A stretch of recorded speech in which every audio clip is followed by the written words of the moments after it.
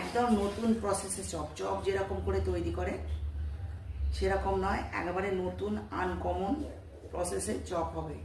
খালি একবার দেখবেন কীভাবে আমি চপটা তৈরি করি, আর এর টেস্ট জীবনে ভুলতে পারবেন না। এত সুন্দর খেতে লাগবে, সবের সঙ্গে খেতে পারবেন, মুড়ি ভাত রুটি সবের সঙ্গে আপনি খেতে পারবেন।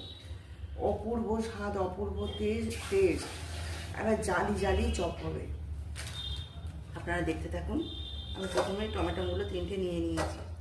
টমেটোগুলো একই সাথে বেসনের সাথে আমি চটকে নেবো। এগুলো একবারে গ্রেট করবো না, একবারে পেস্ট করে নেবো না, একটু গোটা গোটা মতো থাকবে। এবার আমি আন্দাজ করে নুনটা দিয়েছি, আর একটা কাঁচা লঙ্কা নিয়েছি, আরও কাঁচা লঙ্কা দেবো আমি। এবার আমি আন্দাজ করে বেসন নিচ্ছি। দেখি চামচে দেখি, বড় চামচে একটা, বড় চামচা কোথায়,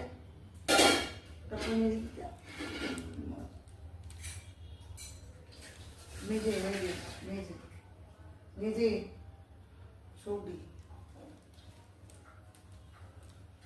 আপনারা দেখতে থাকুন বন্ধুরা, আপনারা পাশে থাকুন, দেখতে থাকুন। আর এর জন্য লাগবে সাদা তেল। সাদা তেল দিয়ে ভাজবো আমি।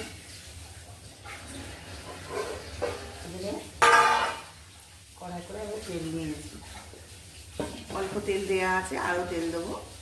এখন গ্যাসটা জ্বালিয়ে এবার গ্যাসটাকে আমি জ্বালবো। আগে এগুলো মাখিয়ে নেবো, নিয়ে তারপর জ্বালবো।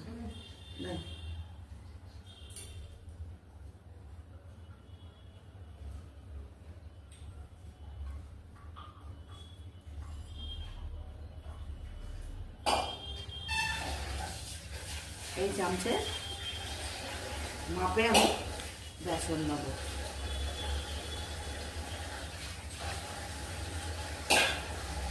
এক চামচে,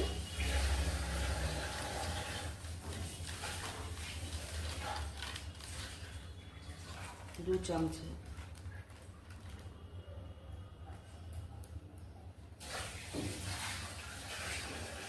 তিন চামচে বেসন নিয়েছি আমি।